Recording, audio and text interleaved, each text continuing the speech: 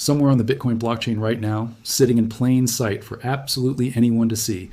there are roughly 6.9 million Bitcoins sitting inside wallets whose public keys have already been exposed on-chain.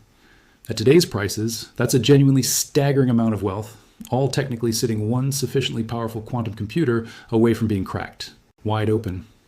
On July 9th, 2026, BitGo, one of the largest institutional custodians in the entire crypto industry, announced a brand new suite of tools specifically designed to address exactly this problem. Headlines immediately started calling it quantum-proofing Bitcoin wallets.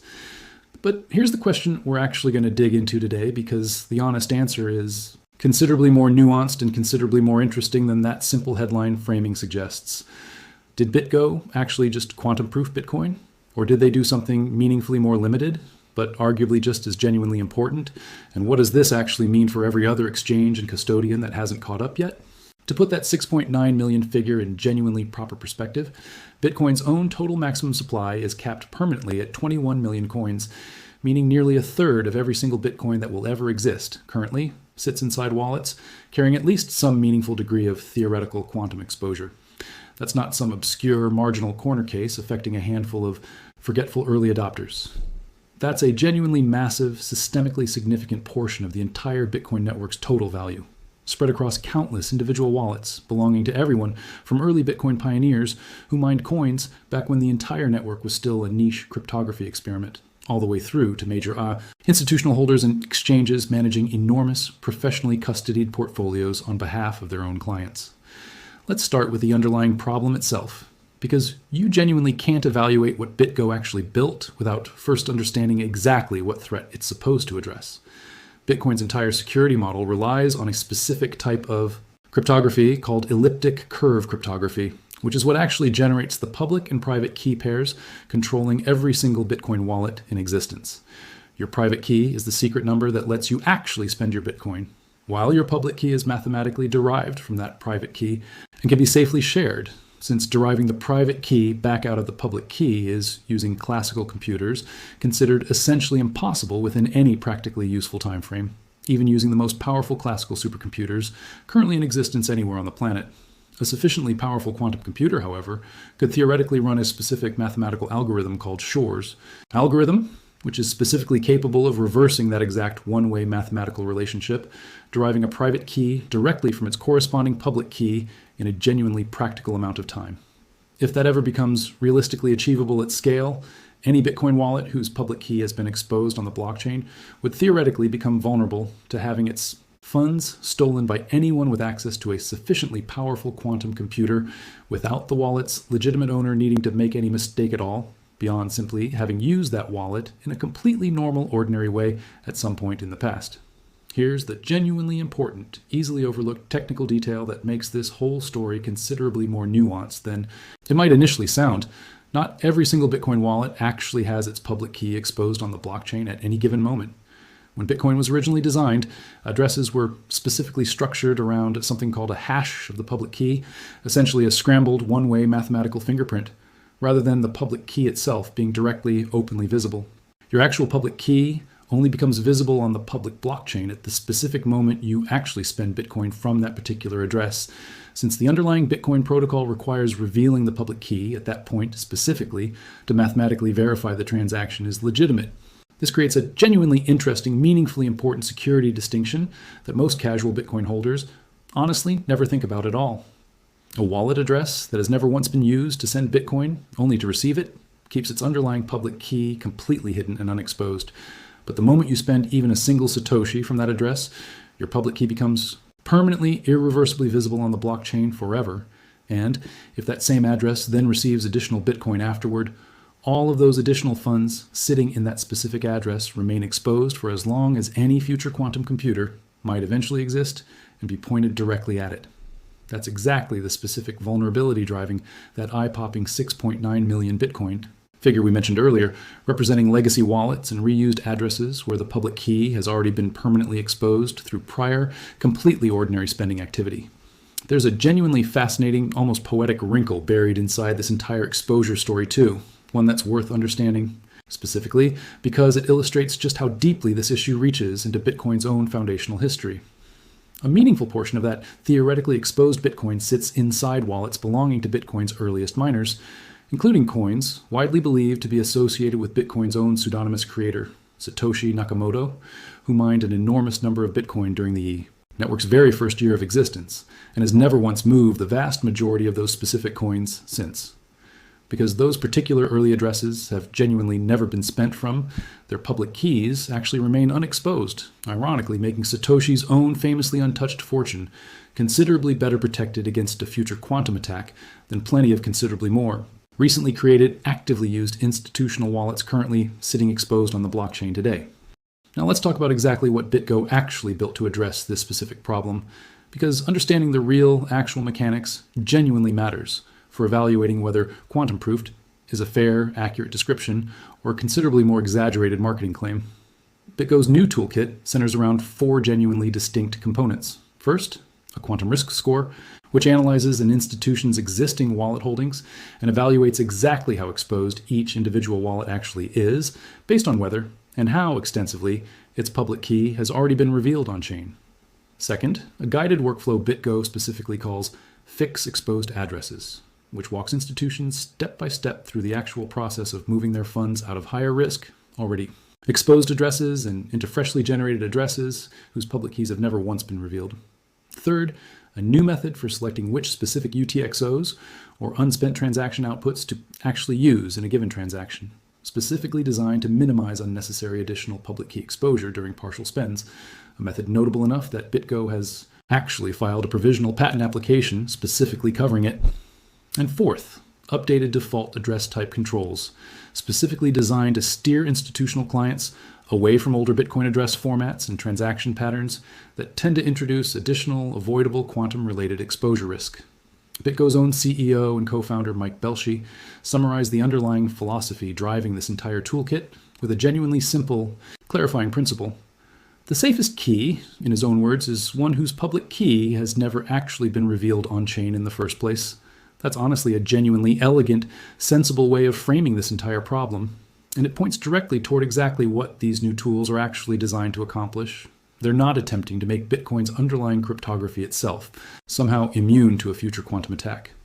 They're specifically designed to help institutions minimize how much of their own holdings are even theoretically exposed to that particular attack vector in the first place by aggressively encouraging better address hygiene practices and by making it operationally considerably easier to actually move funds away from already exposed addresses before any quantum threat ever actually becomes real and practically deployable. That's precisely the specific nuance that separates BitGo's actual announcement from the more sensational, considerably less accurate quantum-proofed Bitcoin framing that a lot of casual media coverage understandably gravitated toward.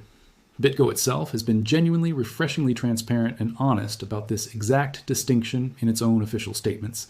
The company has explicitly described these new capabilities as complementing, rather than replacing, future protocol-level upgrades that would eventually need to introduce genuine post-quantum cryptographic protections directly into Bitcoin's own core underlying network itself. In other words, BitGo built genuinely useful, operationally valuable risk management tooling sitting on top of Bitcoin's existing architecture.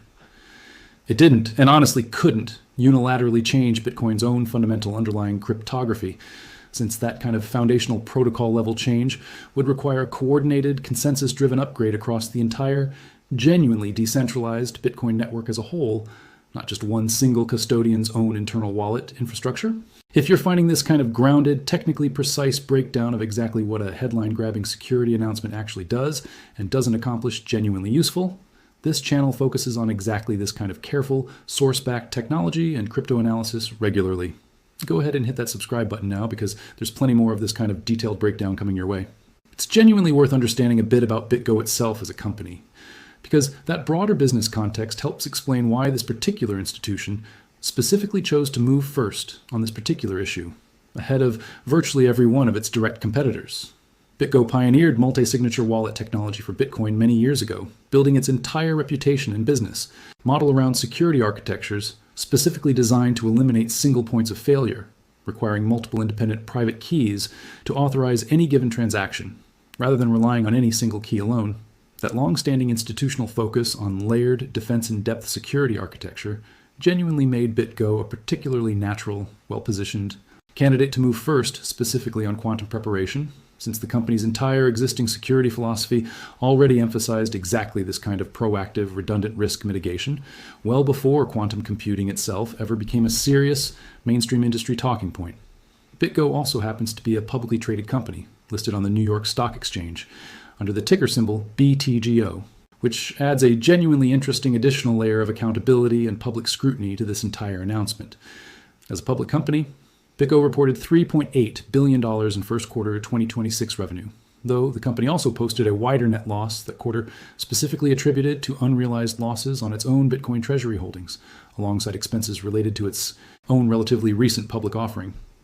That specific financial backdrop genuinely matters for understanding this announcement's broader strategic context, since a publicly traded custodian facing genuine, ongoing scrutiny from its own shareholders and financial analysts has genuinely strong, direct incentives to demonstrate credible, forward-looking security leadership, particularly in a specific area like quantum preparedness that increasingly factors directly into how institutional clients themselves evaluate and select which custody providers they're actually willing to trust with their own significant Bitcoin holdings.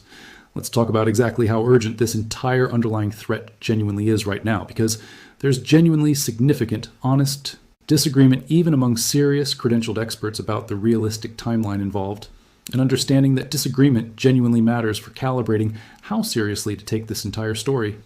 Adam Back, the co-founder and CEO of Blockstream, and someone with genuinely deep, long-standing credibility within core Bitcoin development circles, has specifically stated his own view that an existential quantum threat to Bitcoin remains somewhere between 20 and 40 years away.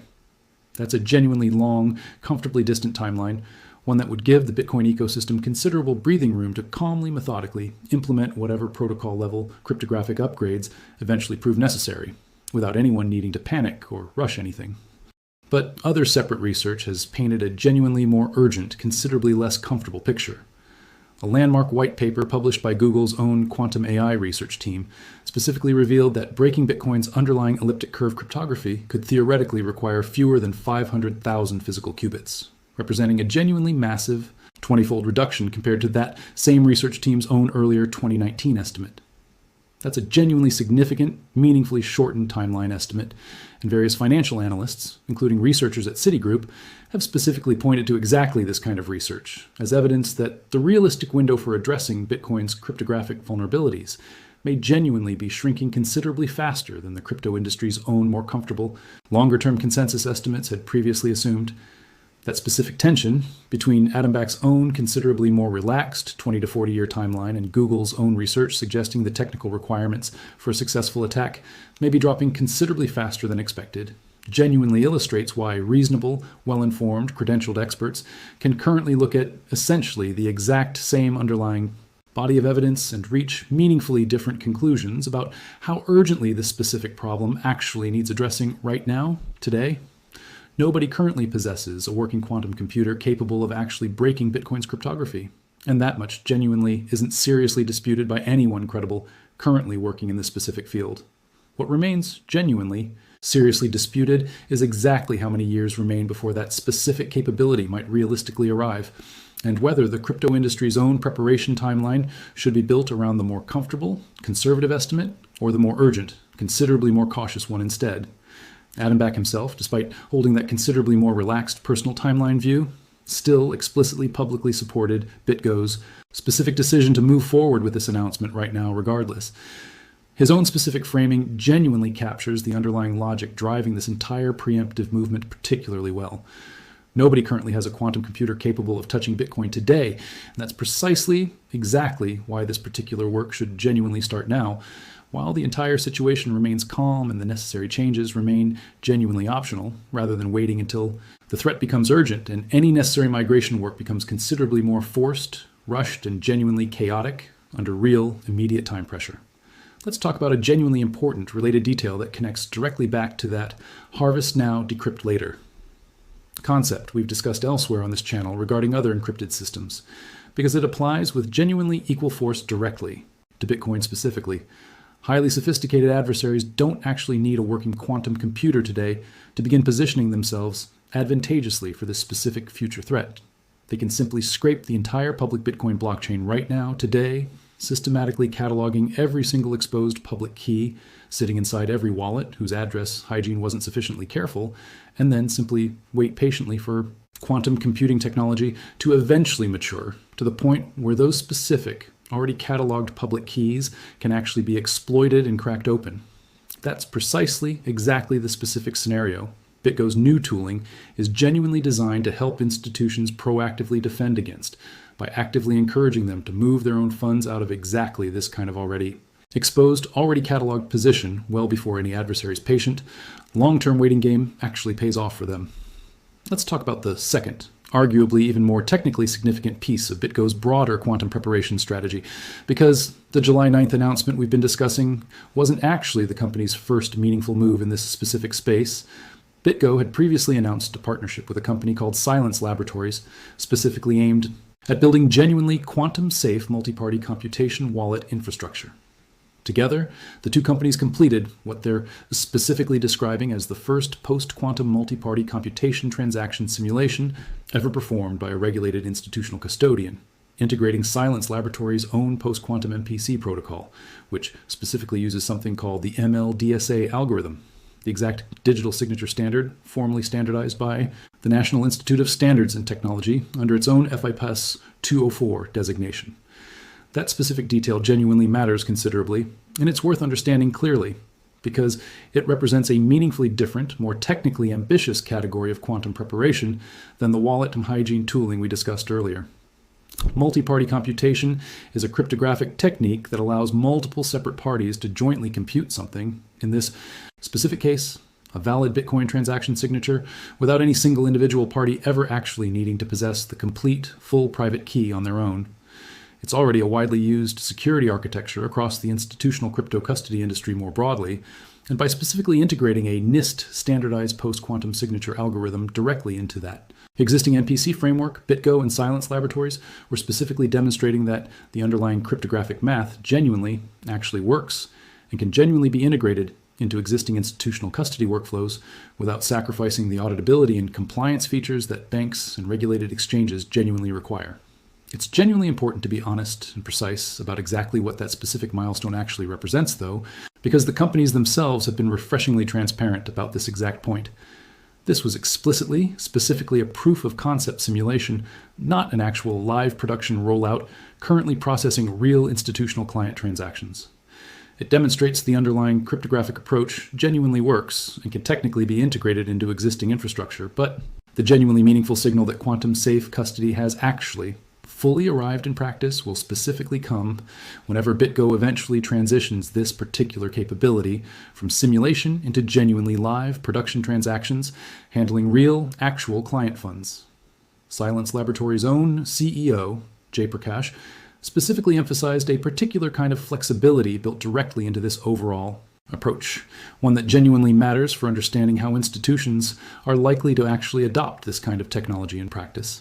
Rather than every single institution needing to rush into some kind of urgent, forced, all-at-once migration, the moment quantum computing capability eventually matures, this specific architecture is genuinely designed to let institutions upgrade on their own individual timeline at their own comfortable pace, rather than facing some kind of sudden, chaotic, industry-wide scramble the moment a genuine quantum threat eventually actually materializes in practice. Let's talk about why this entire announcement genuinely matters competitively, because the title of this specific video makes a genuinely notable claim that every other exchange is meaningfully behind BitGo on this front. BitGo specifically serves as a qualified custodian for a genuinely significant portion of the entire institutional crypto market, meaning banks, hedge funds, corporate treasuries, and other large, sophisticated institutional holders that specifically require this kind of professional-grade custody infrastructure, rather than simply holding their own Bitcoin directly in a personal, self-custodied wallet. By specifically moving first on quantum-safe infrastructure in this particular way, BitGo is effectively, deliberately forcing every other major institutional custodian across the entire industry to directly answer a genuinely uncomfortable question they may not have a fully satisfying answer to, yet specifically what exactly is your own institution's quantum preparation plan. That competitive dynamic genuinely matters beyond just simple industry bragging rights too. There's a genuinely real regulatory dimension worth understanding here as well. The United States government has already established formal deadlines, specifically requiring federal agencies to transition their own systems toward NIST-approved post-quantum cryptographic algorithms. While that specific mandate doesn't currently directly apply to private crypto custodians like BitGo, it genuinely signals a broader, meaningful regulatory direction that institutional crypto custody providers would be genuinely wise to start proactively anticipating well ahead of any potential future mandate, specifically targeting their own particular industry sector as well, for institutions that are already required to demonstrate rigorous risk management and forward-looking security planning to their own regulators, banking partners, and increasingly their own institutional clients, as spot Bitcoin ETFs and corporate treasury allocations continue meaningfully expanding across the broader institutional landscape. Being able to point directly toward a genuinely credible concrete quantum preparation plan is likely to become an increasingly important, meaningfully significant competitive differentiator, rather than simply a nice-to-have marketing talking point that institutional clients might casually overlook or ignore entirely. Let's talk more specifically about what behind genuinely means in this particular context, because it's worth being fair and precise rather than simply piling on every single other exchange and custodian indiscriminately. Several other major players across the broader crypto custody landscape have separately published their own research and position papers regarding post-quantum cryptography over the past couple of years, and Bitcoin's own core developer community has been actively discussing potential protocol-level quantum-resistant signature schemes for a considerable amount of time already, independent of any single custodian's own specific announcement. What genuinely distinguishes BitGo's particular move here isn't that it's the very first entity anywhere to ever seriously think about this problem, but rather that it's the first major regulated institutional custodian to actually ship concrete, usable, production-ready tooling that real institutional clients can start using immediately today, rather than simply publishing another research paper or issuing another vague, forward-looking public statement about future intentions. That distinction between genuinely shipping usable tooling versus simply publishing thoughtful research and position papers matters enormously in a competitive industry where institutional clients increasingly expect concrete, demonstrable action rather than simply reassuring words. Coinbase, Kraken, Gemini, and other major regulated exchanges and custodians serving considerable institutional client bases haven't yet, as of this recording, announced anything quite as concrete or operationally mature as BitGo's specific combination of the quantum risk score, the guided remediation workflow, and the completed Silence Laboratories proof of concept simulation. Whether that specific gap reflects those other companies genuinely being caught flat-footed and unprepared, or whether it simply reflects different companies making different strategic prioritization choices about which specific security initiatives to publicly announce and when, is a genuinely fair, open question that only time, and each individual company's own subsequent announcements will ultimately actually clarify. What does seem genuinely clear, based on everything we've covered today, is that BitGo's move has meaningfully shifted the competitive baseline for the entire institutional crypto custody industry going forward. Before this specific announcement, quantum preparedness was largely treated as a longer-term, somewhat abstract, industry-wide talking point that most individual companies could comfortably defer addressing publicly and concretely without facing much direct competitive pressure to actually do so right away. After this particular announcement, any institutional custodian hoping to compete directly for the exact same sophisticated, security-conscious institutional clients that BitGo specifically serves now has to genuinely, credibly answer a considerably more pointed, specific question, backed up with real, demonstrable tooling rather than simply reassuring words alone. Let's talk honestly about what this specific announcement doesn't actually solve, because being genuinely precise about the real remaining limitations here matters just as much as accurately understanding what these new tools genuinely do accomplish. Institutions holding significant Bitcoin assets in older legacy address formats, or in addresses whose public keys have already been permanently exposed through prior, completely ordinary spending activity, will still specifically need to execute separate, dedicated remediation strategies to actually migrate those particular holdings into safer, unexposed addresses. These new tools genuinely help identify and streamline that entire remediation process considerably, but they don't automatically magically resolve existing exposure that's already permanently, irreversibly sitting out there on the public blockchain today. And critically, these specific tools remain fundamentally wallet-level and custody-level operational controls, not any kind of actual replacement for the eventual, genuinely necessary upgrade to Bitcoin's own core network-level signature scheme itself.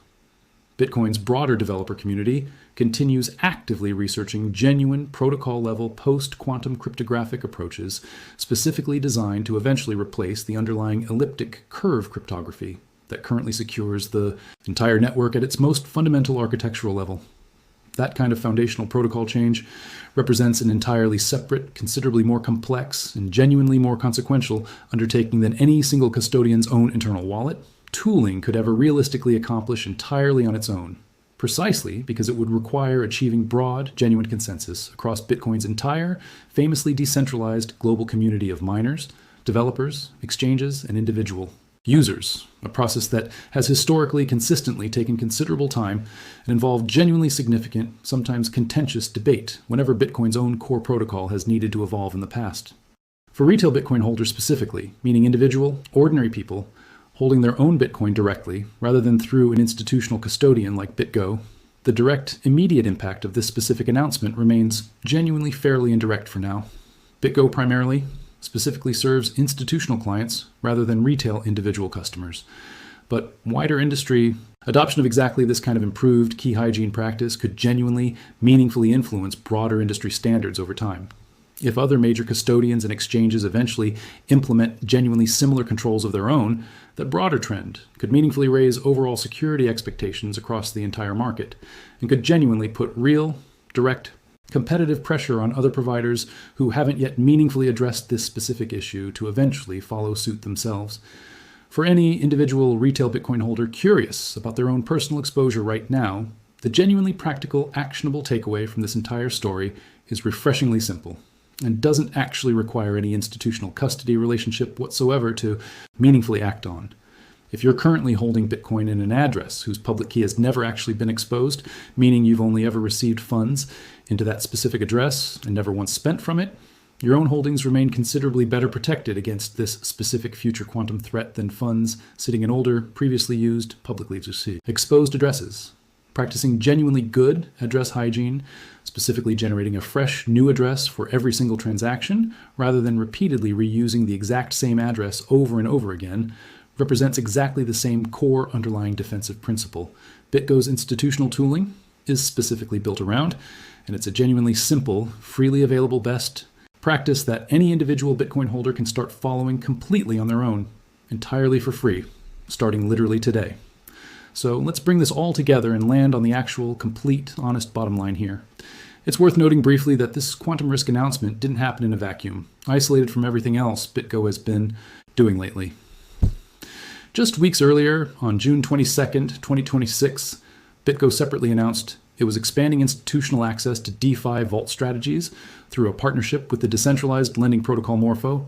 and the company has been simultaneously pursuing a broader strategic shift toward AI-powered products and stablecoin infrastructure, a shift significant enough that it recently included cutting roughly 15% of its own workforce specifically to sharpen that particular focus.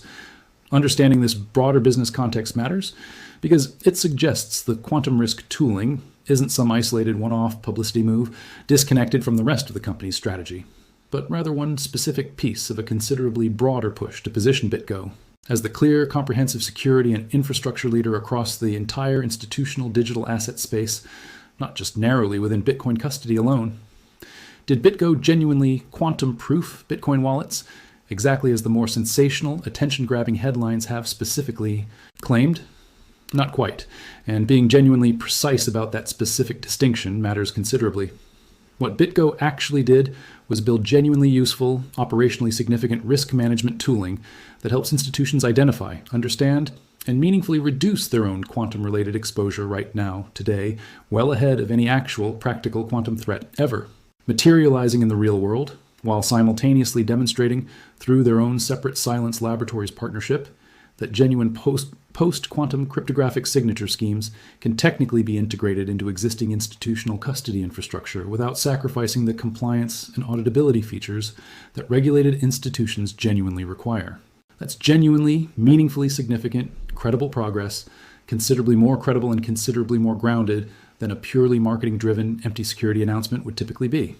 But it's still meaningfully, importantly short of the considerably more sweeping claim that Bitcoin itself has now somehow been made fully, completely quantum-proof at the fundamental protocol level. That genuinely larger, more foundational challenge still remains squarely ahead of the entire broader Bitcoin ecosystem, requiring genuine, coordinated, consensus-driven cooperation across the network's entire decentralized community rather than any single institutional custodian, however genuinely well-resourced and technically sophisticated, being able to fully solve that particular problem entirely unilaterally on its own. If this honest, technically precise breakdown of exactly what BitGo's new quantum risk tools actually do, and genuinely don't do, gave you a genuinely clearer picture than the more sensational headlines alone typically provide, do me a favor and smash that like button right now. It genuinely helps this kind of careful, evidence-based crypto and technology reporting reach more people who are trying to separate genuine security progress from purely marketing-driven hype on a topic this genuinely important to anyone holding digital assets. And if you want more of exactly this kind of grounded, source-backed look at where cutting-edge cryptography and real-world financial infrastructure actually intersect with each other, subscribe so you don't miss what's coming next. Thanks for watching, and I'll see you in the next one. And whether you're managing institutional Bitcoin holdings professionally, or simply holding a bit of Bitcoin yourself in a personal wallet, checking your own address history for exactly this kind of exposure is a genuinely worthwhile 5 minutes well spent, regardless of which specific side of that 20 to 40 year timeline debate you personally find more convincing.